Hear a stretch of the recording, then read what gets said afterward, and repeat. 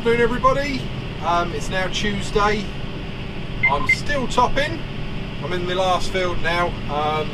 This field's called Hanger. It's about 56 acres. I've done the radish and the ground soil conditioning ground now, so we're just on the last field of Phacelia vetches and oats. And I just thought I'd put the head cam on and show you the GPS doing its thing around the headland. So it's on boundary track, it's following the headland round, and it's another incredible invention, and it works really well, really simple. The great thing with the Johndeere system is you can switch between tracks, so I could go on boundary fill track now, and then go into my guidance page and switch to the next track, swap to track 1 or swap to another track and then swap straight back again. So I think Johndeere have got it pretty right on this. I used to have a Fendt before this, Fendt 724, an 828 before that, both running on RTK, and I mean they were fantastic. I just think Johndeere, their technology side of it is just a bit ahead of everyone else, so it was very good. We ran Valtras as well, as I'm sure I've told you in previous videos, and they didn't have their own GPS as such. They used the Trimble system like the Fendt did, and the Valtra we had out, we had a 254 I think it was, Versu, and I had that for 6 months. Never did get the GPS working on all the isobus, so that's why we went over to Johndeere. The Fendt was just a bit too expensive to run for us. The Johndeere, we always were Johndeere before, so our local dealer at the time changed. He then moved away further afield with Agco, and we went to Farrell. So no, really impressed with the Johndeere technology, fantastic. So the topper's going really well. We've done around 200 acres now with it, so it stood up to it well. It in the radishes it struggled a little bit because they were wiry, so I had to slow down to 8k, but then after that it really smashed it up. So this is a lot thinner, this stuff out here. This is just the oats non-soil conditioning type for ground. When I say the soil conditioning type, I mean the root structure goes deep into the ground, jackhammers in and breaks open the heavy clay.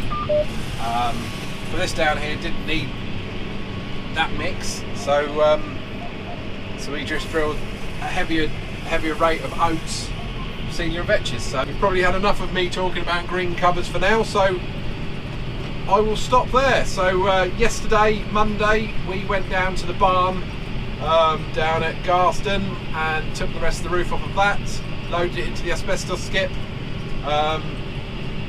Dad, Eddie and T today are clearing asbestos from around the farm with some other sheets that we had on pallets in the barns, waiting for the asbestos skip, so they're going down there to load that. We've got a tyre skip coming in to collect all of our tyres, because we've got a couple of 100 tyres from when we used to run silage clamps, so they're going to go, and then hopefully, fingers crossed, it's turning dry now. So today is a bit showery, but tomorrow is going to be dry, so hopefully Thursday I can start powering the game covers. So maize drill I don't think will be here until next week after the bank holiday, just because they've got a lot to do where we hire it from, and it's their machine, so obviously they've got to look after themselves first. Yeah, we'll get this bit topped off, get the topping finished, get the topper washed off, put away for now, and then we'll see what else is going on. We've got one cow left to calf now, so we did have a couple of calves over the weekend, which was great. So once we get that last cow calved, we can have everything out then, everything can be cleaned. We can get our straw barn ready for the following year. So there's a few broken bales and bales that got a little bit damp and aren't that nice in there that will be left over, as there always are. So they will go into another barn for now, which we will use through the summer to do our chaff fires off of the dryer. Yeah, the farm will start to tidy up a bit for around 5 months before they come in again. So yeah, I'll leave it there. We'll the next bit of the video we'll be doing something different, hopefully.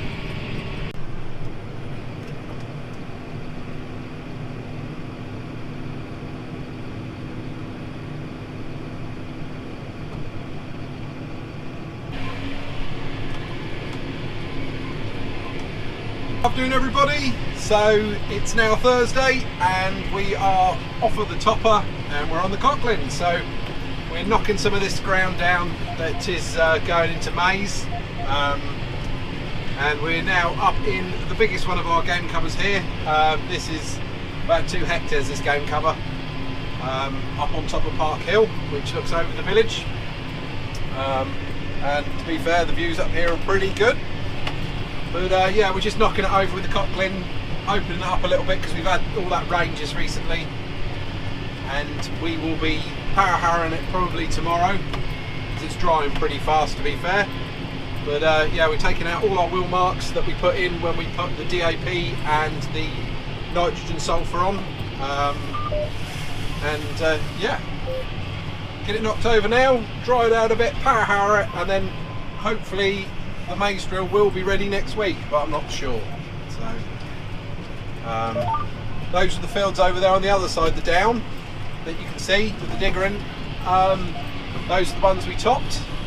So that screen cover out there that we topped off. So this on the left hand side was the oats and Phacelia, and then on the right hand side over there with the there's a game cover with canary grass, maize, and I think it's an AB6 or an AB9 cover crop through it. That one on the right hand side was the radish. So those are those at the top. The cows are out on the hill there somewhere. They're down in the bottom of the valley there. And then this messy field next to us, this side, that is into extended overwinter stubble. So it's the same as our overwinter stubble that we keep until the spring, but it's now been extended right the way through till August.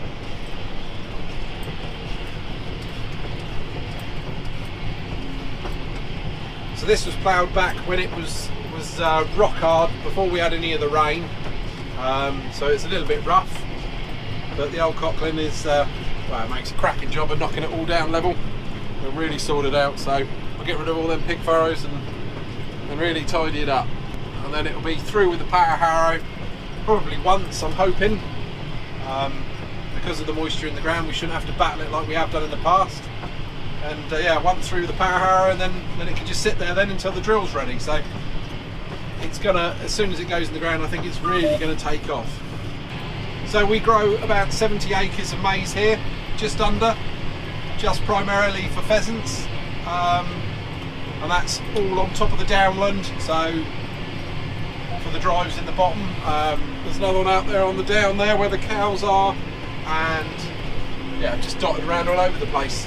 On the other side, the estate on one of the other farms, Garston Farm, 40 acres, that one there has got another group of game covers, and then on another farm, which there's a tenant shoot there, we've got to go over there and do them game covers as well. So I think this week, like I say, we'll get it all knocked down and lovely and flat and perfect, and then the next week I'm hoping, fingers crossed, we will have the maize drill.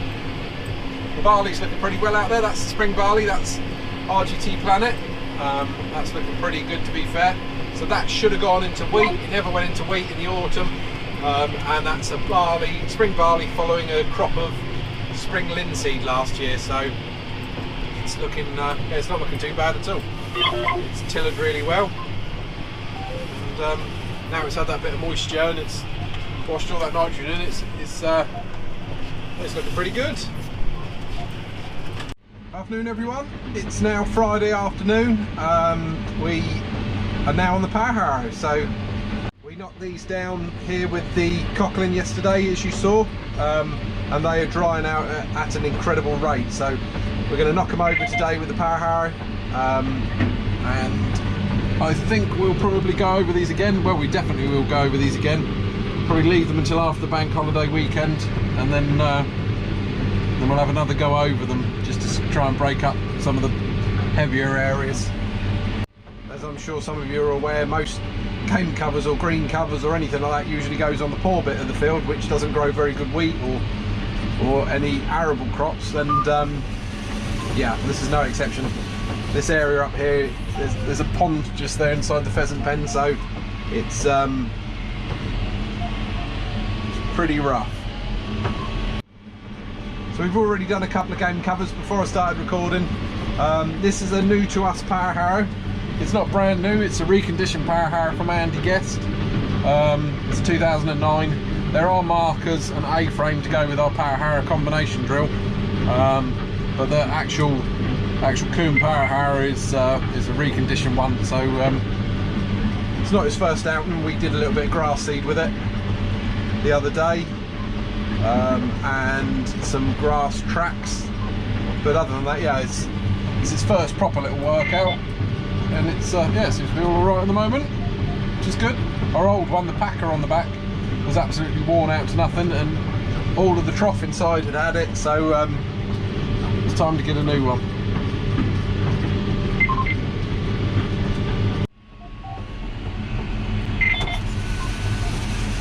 This is another one of the green cover fields. This was a radish field. I topped the other day, so that's all topped off for now. It's just starting to grow again on the headland here.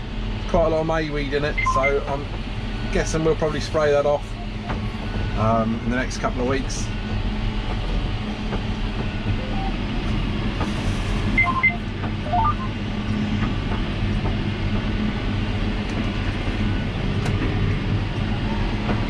Power harrowing has got to be one of the most satisfying jobs out there. Just turning the rough to fluff and levelling it off. This passover is not as satisfying as the next one, and the next one it will be powder. So, like I said before, I've got about 50 more acres to power harrow. They're all in little bits, hectare bits and half hectare bits, all over the estate. I think there is around 36 game covers in total, dotted over probably 8 miles roughly. They're all over the place basically, so yeah, plenty to get on with anyway.